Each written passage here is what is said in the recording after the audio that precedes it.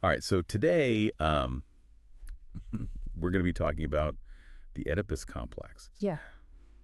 Well-known concept in psychology, but sometimes it's misunderstood. So we're going to do a deep dive on this and really get into the source material. It was this excerpt from an academic text on the theory. And it's going to be a little Freudian today. But don't worry, we're going to break it all down. It's super easy to understand. I think. This is a really fascinating theory. I mean, it's definitely controversial, and it's been, criticized over the years, but it still gives us a good lens to look at childhood development and family dynamic. Yeah, absolutely. Yeah. So let's start with the basics. For our listeners who maybe haven't heard of this before, what exactly is the Oedipus Complex? I mean, the name itself sounds pretty intense, like something out of Greek mythology. Well, it is named after the Greek myth of Oedipus, who, killed his father and married his mother. But obviously, we're talking in psychology here, not, literal interpretations of ancient myths. Right. So, the Oedipus Complex is a theory that Sigmund Freud came up with to try to explain The Oedipus Complex. I guess all the different emotions and desires that come up during child's development, specifically during what Freud called the phallic stage, which is roughly between the ages of 3 and 6. Okay, the phallic stage. So what's going on during this stage that leads to this complex? So Freud believed that during this stage, children become a lot more aware of their genitals and start to experience this new level of awareness about their bodies and the differences between the sexes. And he thought that this could lead to, some pretty complicated emotions. Yeah. Especially for boys. And he said that it's during this phase that a young boy may develop an unconscious attraction. Towards his mother. Okay. So when we say unconscious desires, we're not talking about like an actual just attraction. Exactly. Yeah. It's important to remember that we're talking about the unconscious mind here. Right. So these aren't mature or rational desires. Yeah. But Freud saw them as stemming from the child's dependence on his mother, who again is often the primary caregiver and the main source of comfort and love. So it's more about that, deep emotional bond. Yeah. And that sense of security that the child feels with his mother. Exactly. So the mother represents this source of comfort and pleasure, and this is what kind of sets the stage for what Freud saw as this pivotal conflict in a boy's development. He argued that this unconscious attraction to the mother leads to a rivalry with the father. The boy, according to Freud, begins to see his father as competition for the mother's attention and affection. Okay. So that's where the complex part really kicks in. It's like this little love triangle happening. Yeah. In the subconscious. Yeah, it's a subconscious love triangle. Yeah. And Freud believed that this rivalry could lead to feelings of jealousy and even hostility towards the father. But again, this is all happening beneath the surface of conscious awareness. Now imagine you're a young boy. You're grappling with all of these complex emotions.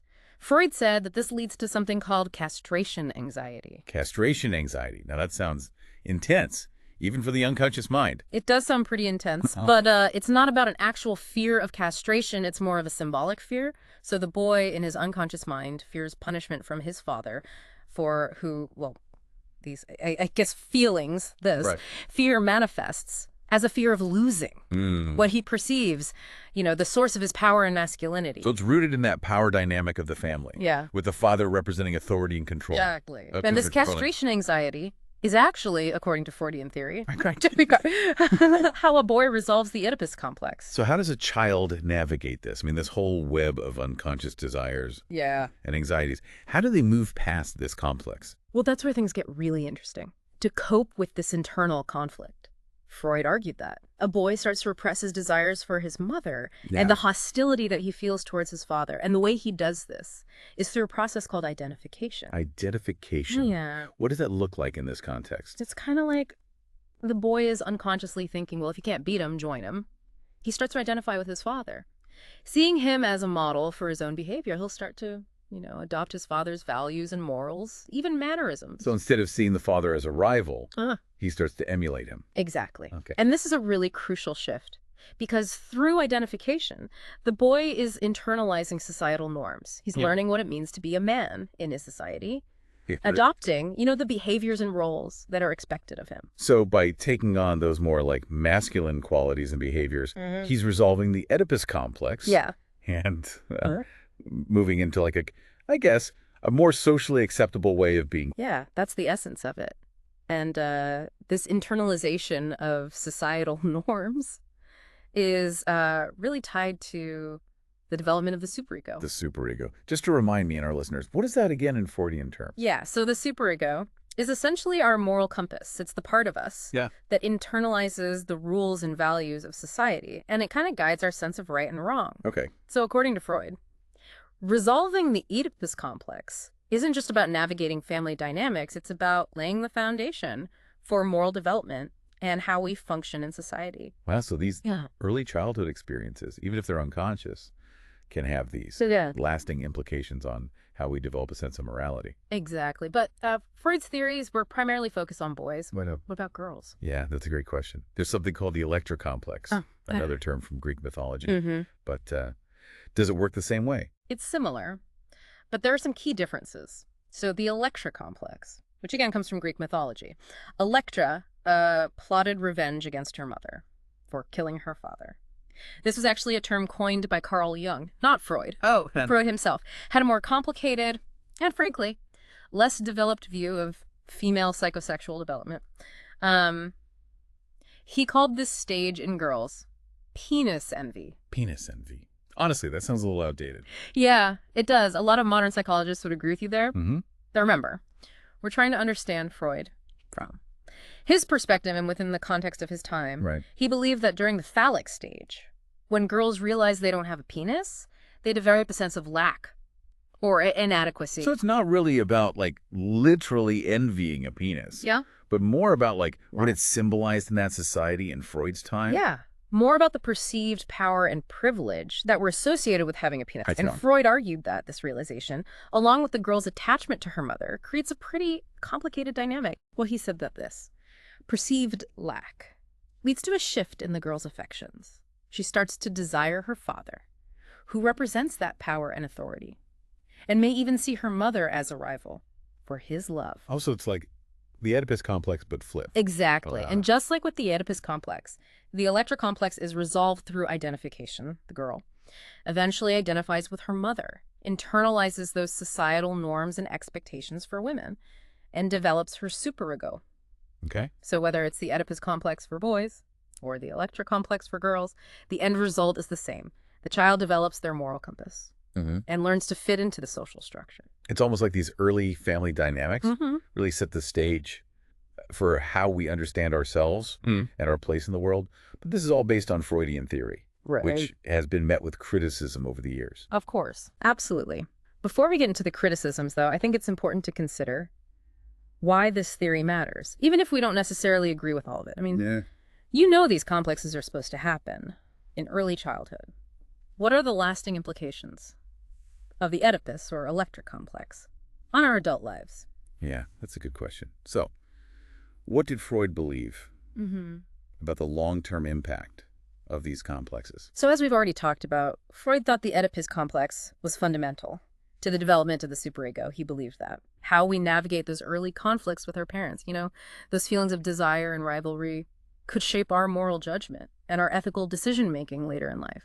So how we resolve these complexes in childhood could impact how we deal with moral issues as adults. That was his theory. Okay. Yeah, and he also believed that if those Oedipal conflicts weren't resolved, they could lead to problems in adult relationships. Okay, can you use some examples of that? Sure. So for example, someone who has trouble with authority figures might have unresolved issues with their father stemming from that Oedipal stage, or someone who has difficulty forming healthy romantic relationships might be struggling with unconscious patterns of love and rivalry that are rooted in those early childhood experiences. So it's like these unconscious patterns that were set up in childhood could be playing out in our adult lives without us realizing it. Exactly. Okay. And this brings us to another important concept in Freudian theory, repression. Remember, we're talking about these desires and anxieties that are buried in the unconscious mind. We might not even be aware of them.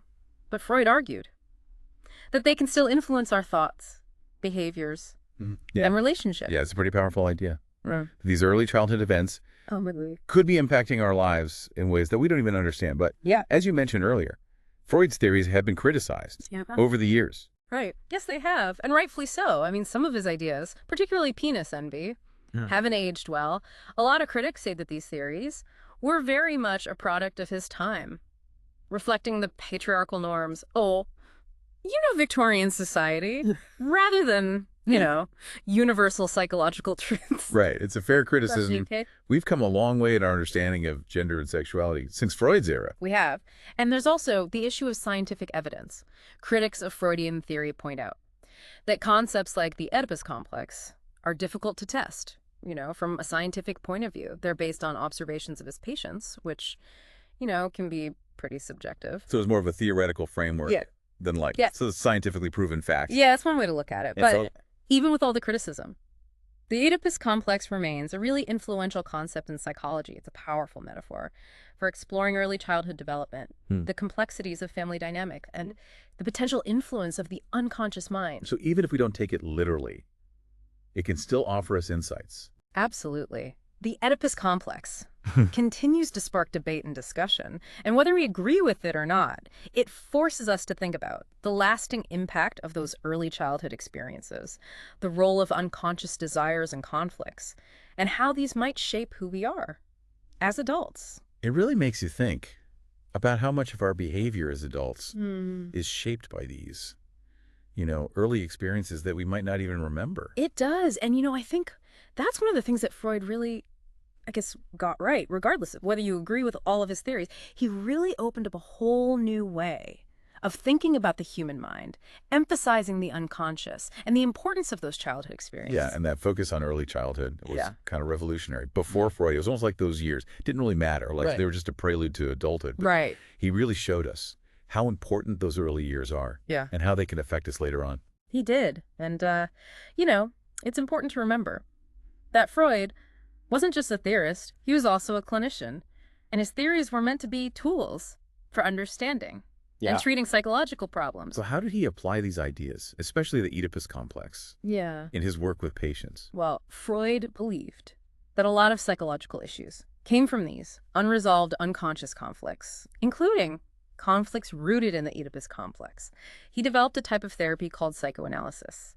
And this was designed to bring those repressed conflicts to the surface so that patients could understand them and work through them. So by uncovering these hidden conflicts, patients could gain insight into their behaviors and patterns and potentially break free from them. Right. That was the goal. Freud believed that through. Things like free association, dream analysis, and interpreting transference his patients could uncover and then address the conflicts that were causing their symptoms. Transference, what does that mean in this context? So basically, transference is when a patient unconsciously redirects their feelings and desires, often those associated with, early relationships, onto the therapist. For example, a patient who struggles with authority figures might see the therapist as a symbolic father figure and then react to the therapist in a way that reflects that. So it's like those old relationship dynamics are being played out again, but this time in the therapy room. Exactly. And by analyzing those transference patterns, Freud believed that therapists could help patients understand why they were having these emotional struggles and maybe develop healthier relationship patterns. That's really fascinating. So even though Freud's theories have been debated, and some of them have been, rejected or revised, his influence on psychology is undeniable. Oh, absolutely. I mean, he gave us a whole new vocabulary for talking about the mind, exploring these ideas like the unconscious, repression, defense mechanisms, all things that are still very relevant today. Yeah. And he really emphasized the power of early childhood experiences, which is a huge focus in developmental psychology and psychotherapy. Right. And I think it's worth pointing out that even Freud's most controversial ideas, like the Oedipus Complex, continue to be discussed and debated, which I think shows how influential his work really was. It forces us to confront these big questions about human nature, about sexuality, and about the impact of early experiences. Yeah, that's a good reminder that psychology isn't static. It's always changing as new research comes out and our understanding of the mind evolves. Right. And I think in that sense, Freud would have been happy. He was a pioneer, always pushing the boundaries of what we thought we knew. He was. And his willingness to explore those, taboo subjects like sexuality and unconscious desires really paved the way for other psychologists. Yeah. So as we wrap up this deep dive on the Oedipus Complex, it's clear that Freud's theories, even with their flaws and controversies, have a lasting impact on psychology and the way we understand ourselves. I think so. It's a topic that continues to, fascinate us, provoke us, and challenge us to think about the things that shape who we are. Definitely. Well, I think that's a great place to leave it. Thanks for listening to The Deep Dive, everyone. And we encourage you to keep exploring, keep learning, and keep diving deep into the topics that interest you. Yeah. The human mind is a fascinating thing, and there's always more to learn. Absolutely.